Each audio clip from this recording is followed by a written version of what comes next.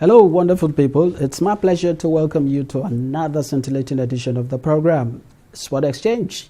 It's always your soaraway show, and it is a show you need to keep tab with in case you want to get into the business of sports. Yes, your number one sport business show is here, and I'm your host, Jude Olanro.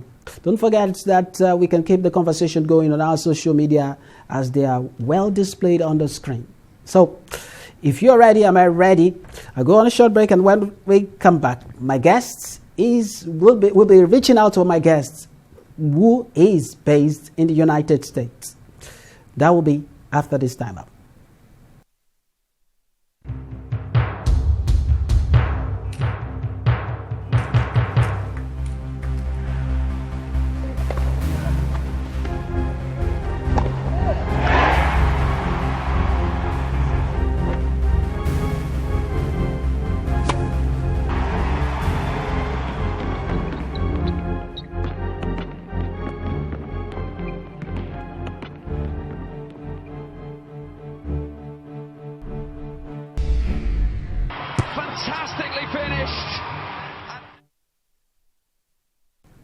Welcome back to the show, Sport Exchange, and this is the Dugout segment. This Dugout segment is about talking to experts, those who have distinguished themselves when you talk about sports business and its ecosystem. Joining me from faraway United States is the founder, Scout Ballers. Yeah, he is also the Chief Executive Officer of Midas Football Academy in Lagos. You're wondering, is based in US and owns an academy in Lagos. It happens. The world is a global village. Let's talk to Bayonle Arashi, who joins me all the way from Houston, Texas. Hello, Bayo. How are you? I'm very good. Good morning. It's my pleasure being here, and it's good to see you again after a while. You know about the time zone. It's afternoon here. It's morning there. That is how the world goes around. Absolutely, absolutely. It's just about a few minutes past 6 o'clock in the morning. Oh. All right, 7 o'clock in the morning. Okay, let's talk about your journey. You are a young man that has been involved in everything football. Aside that, you started your career in broadcasting, and at some point, how did you get the passion? Where did you get the drive and the passion to do football from? Thank you very much for the opportunity, and like I said, I'm very excited whenever I have a chance to talk about my career and about football, the beautiful game. That's what I call it. I started my career, as you well know, you've been a part of it for a very long time as well, with MITV in Lagos in 1999 as a technician, actually, as a broadcast technician. So as I always try to tell this story every time. But while I was employed as a technician, it was a day of analog, whereby you have to put on the transmitter, switch it on, and then at the end of the day, you have to switch it off. But whenever I switch on the transmitter in the morning, I would just leave the transmitter room and I would go to the master control room to watch what they do. So I would just stand there watching and see them calling all the shots and all that. I never knew that the head of engineering department, my boss, Engineer Tosin Awonaike, I hope he's watching, was watching me, you know. And a few months later, he just called me like, young man, I don't think you're going to be an engineer. I think you're going to be a production person. So he just single-handedly transferred me from the engineering department to production department, and that was when I learned all the basics of television production, from directing, producing, the days of VTR then. And from there, I also met this great mentor of mine. He's late now, Diulu Olani, who he was actually the person that I could say inducted me into sport presentation and TV broadcasting and presentation, because at that time he was the head of sports for MITV. So I normally help him to produce his show. And from there, a few years later, I moved to Dark Communications, owners of AIT and Ray Power. And on joining Dark Communications as a bigger platform, I was moved to the sport department. So I had the privilege of covering a lot of national team events. When the Super Eagles are playing, the under 23, under 17, we go everywhere to cover them. I was fortunate enough to go to a few Africa Cup of Nations as well as a broadcaster. So as looking at all of these football events and meeting great football personalities really, really inspire me to like, okay, what can I do? I think the spark actually came after the 2008 Nations Cup. I think, was it in Egypt or Tunisia? I think it was in Egypt. So I came back home. I saw a lot of young people playing football on the street. So when I got back home, I decided, okay, what can I do? So I spoke with a friend of mine that did not have a very good career in football in Ghana. Like, I'm thinking of starting a football club. That was what I call it then. And then I discovered academy was the right word. So we started with a few players, and then we started training. And then before we know it, year after, we went for a tournament in Europe, in Germany, and we won the tournament. And, and I'm like, okay, I think there's more to this game, more than just playing and just practicing with boys. There's a business side of it. So that was how I started loving the game and falling more in love with it, and started learning more on how much impact one can make in the game of football. So basically, that's how I got involved in the game. Good that you led us to how you founded the academy. You and I know that, trying to run an academy in Nigeria, any part of the world, it is going to take sweat and blood. What were the experiences at some point that really you could remember that changed your life? Oh, there were too many of them, but maybe I can remember one or two. Like I said just in my last statement, that the tournament that we went to attend in Europe in 2009, precisely we went to Germany and Denmark to play on the 17 International Championship, and we were fortunate to win that tournament. One of the major failure was during the visa application that we applied for 18 players, 3 officials. They only granted 13 players a visa, only 13 players. That means we have 11 to start the game and 2 on the bench, and only 1 official, and that official was me.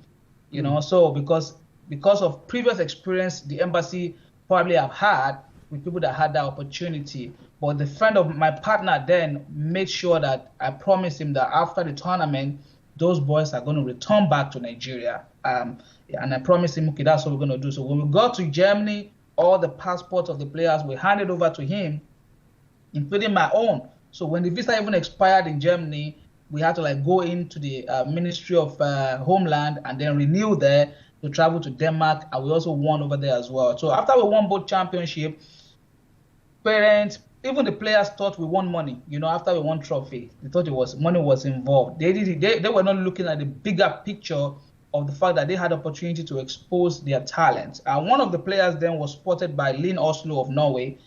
His name is Shijuade Thompson. But unfortunately, as soon as we came back to the country, that was the same year Lyn Oslo went into liquidation. So that deal could not go through that particular year. So that was really, really a trying time for me. When the parents knew that the children came, like, why did you bring our kids back and all of that? It was very, very hard to explain to them that it is not just because they travel to Europe, they have to stay there, because they'll become illegal and they might not even become anything in life. Thanks to God, some of them have gone on to play and some did not. Some have gotten themselves good education now, some in the United States here. But that's just one of the few challenges that you tend to encounter. Parents communicating with parents, players realizing that it is not just about the money at the beginning of it. And then there are other vices as well that I hope I can share with you as we go along. Yeah, let's talk about, I wanted to ask a particular question that has to do with how the academy these days seem to be making more money than the football clubs, even the Premier League clubs that we have. I know you would have also discovered that, but let's go back to what you just said. It raised about the issue of child trafficking and, the young players falling for scammers who just come dupe their parents and take them away. And is that actually what informed, because you're also an author, you are a man of many parts anyway, you're also an author. Is that why you wrote the book Roadmap to a Successful Football Career? Absolutely. That is so important that we mentioned that those experiences that I had. I mean, there are tons of them. One of them informs my decision to actually leave the country for a while to go seek more experience, more knowledge. Well, of course, like everybody always say, there's no place like home. That's where we'll always be at the end of the day. I discovered that the way we think back home, especially parents and folks out there, we are very narrow-minded, that we do not know things that are involved in football. You mentioned it now that some football academies actually make more money than professionally run football club in Nigeria. Yes, that is true. But for you to get to that stage of making more money than a professional football club, you have to really know the rudiment of the business. There are things to be done. There's a process. It is not just putting boys together, train them, and then move them overseas. No, there is a lot to be done. There is a lot of teaching. There's a lot of training. There's a lot of black and white and red days that involves in this thing coming together. So all this experience put together, I just look at it like, okay, coming here and getting involved with the United States Soccer Federation. I'm a grade 7 referee with the US Soccer Federation for about 6 years now, and working with professionals, people that really, really understand the business. And then with my own experience back home before coming here, I decided like, okay, I need to put out a guide that hopefully, even though our culture doesn't encourage much of reading, that people can encourage young people that can read and understand that there is a lot of things involved in becoming a professional football player. The number one thing, as I always say, is the talent. Everybody wants to become the next Messi, the next Ronaldo, the next Pogba, name it, the next Osimhen now for Nigeria. Let me use that as he's the biggest brand that we have out there. But these guys have something going for them. And they had a process. Go and follow the story of Osimhen. There was a Nigerian footballer. He did a short documentary on Osimhen. He went to his home where he grew up, and people were telling the story of how this young man struggled every day, even when he lost his mom and all that. So many of our young people these days, especially our teenagers, don't understand what it involves in playing football. And that's why our roadmap to a successful football career was authored by me to let people understand this. And I really, really hope people will have opportunity and time to read about it and get to understand how things work. All right. Let's go on a short break. At when we come back, we'll continue our conversation.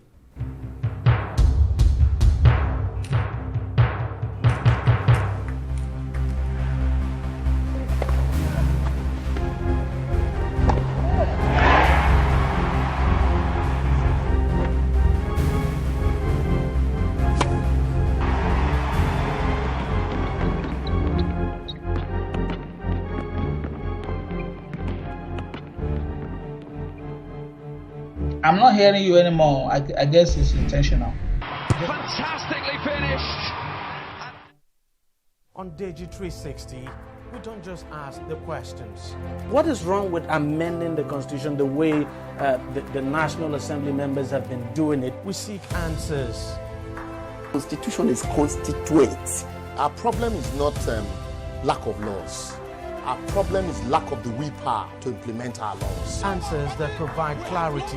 While we negotiate, we should try to make it a point that the girls must be complete. The clarity you need to make informed judgment so that you can make the right decision and take action. People are saying it is you politicians that are responsible for this, that you are the reason why this is happening. All these dollars that call themselves governors in this country. I wish we had people like Tony at the National Assembly. God forbid that I go to join that Digi 360, providing clarity to issues.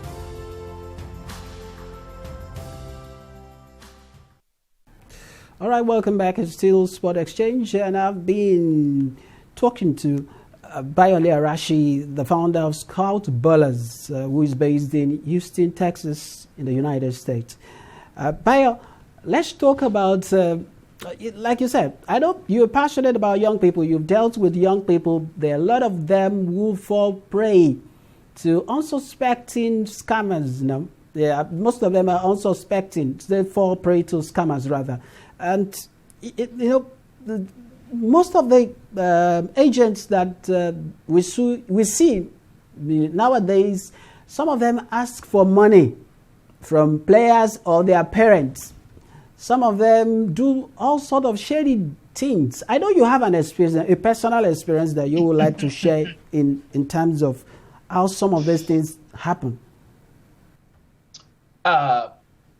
Okay, let me start from the experience, and definitely yes to answer. Yes. And that's why I am hoping again to come out through my experience and through this opportunity via your platform that you are giving to share some of my own experience for people out there to really understand that there is no fast way to achieving this.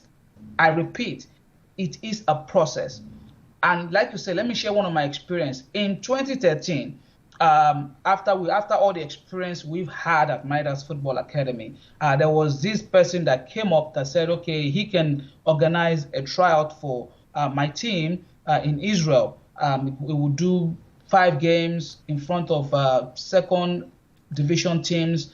Boys will play, and then whoever that is scouted among them, which looks more logical to me, because I'm not going to pay an individual to say, okay, take my players for trials. Definitely not. But this person used this style to trick us. And what happened? We gave him 21 player passports with a lot of money involved, in millions, in the region of close to 10 million naira. I ran these trials, right? So he did visa, and then it was supposed to be ticket. So when I had the visa, including mine, with all the experience I've had traveling, on my passport. So I just went to visit the friend talking about the ticket. So the friend was looking at my passport. So he saw the visa. So he was like, hey, bro, where did you get this visa from? Like, oh, that's where we are going next week, Israel. So he like, you mean somebody issued this visa to you and your player? I said, yes, that we're actually supposed to leave in a few days. He said, I can tell you this visa I'm looking at is fake. And then my head disappeared. And from there, he said, go straight away to Emirates or to any of this airline office at the airports and let them do the confirmation for you. This story I'm telling you cost me a lot. It cost me a lot. But I'm glad that experience is always the best life lesson, the best teacher. Getting to the airport, to cut the long story short, we found out that all the 21 visas he issued were altered. They were not real. They were not issued by the Israeli embassy. We called the embassy. We used law enforcement. Law enforcement, they got this person. Money could not be retrieved. Players wanted their money back. My credibility was at stake. So what do? You have to find a way to sort the players out, to clarify yourself. Like, look, my intention were genuine, but this is what happened. So imagine how many people that must have passed through worse experience than mine. So all these make it very important for me to have this personal, to make this issue very personal. I'm very, very personal about it. And that is why I feel the best way to really make it official for people out there is to write a book. Because how else can you make such thing official? You cannot do a movie about it now. People might not watch. So write a book about it that not only this generation can read, but every generation to come behind them, that these are the steps to take to really play football. So let me say it out there categorically. Do not, as a professional or amateur player, pay anyone, nobody, for them to organize a trial for you. It does not happen anywhere. If you are good enough, the first thing you must possess is your talent. It is very, very important. Don't lie to yourself. If you don't have the talent of playing football, which many of them don't, you can learn a trade. But if you're still so much in love with the game, you can still do something around this game. You can become a coach, for example. You can go to the National Institute of Sport.